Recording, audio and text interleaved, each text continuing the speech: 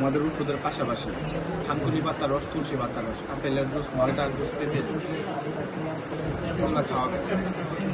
ওষুধ তো খাবেই। এক মোট পরিমাণ থানকুনি পাতা নিবে, ওটাকে 1 গ্লাস পানি দিয়ে ব্লেন্ডার করবে। ওষুধগুলো তো সারাদিন ভালো একটা সময় যায়, মানে বলতে একজন বুঝে খাওয়ানো হয় প্রায় আপনার 12 থেকে 15 ঘন্টার মতো সময় লাগতে পারে।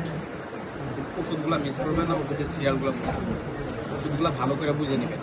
যে আপনাকে ওষুধ বুঝাই দিবে ওনাকে বলবেন যে আপনি বুঝছেন কিনা এটা আবার বুঝাই দিবেন, ঠিক আছে? এতে করে আপনার ভুল হওয়ার সম্ভাবনাটা খুবই কম। বিশেষ করে কিছু ওষুধ আছে 2 মিনিট পর যেতে পারে। আমরা এটা কমপ্লিট করার পরে স্যার দেখার পর এটা বলতে পারবো কতগুলো গেছে। কারণ হোমিও ওষুধে আপনারা জানেন যে হালকা একটু ওই কিছু সিমটমস বেড়ে গেলেও এটা আবার ওষুধে কমে যায়। কারণ সব ওষুধ তো বডিতে সুট করার মতো একটা সুযোগ মতো লাগে। সেটা যে দুর্বল আছে, দুর্বলতা ওষুধ আমরা দিয়ে দিচ্ছি।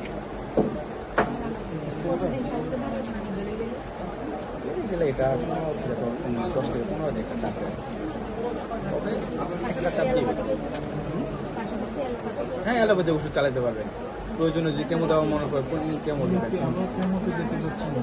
আর কেমো যদি সাইড এফেক্টও পড়ে যায় না, ট্রিটমেন্ট রুগী কত পাশে থাকতো। আমরা এখানে কাজ করি ক্যান্সার টার্ম নিয়ে।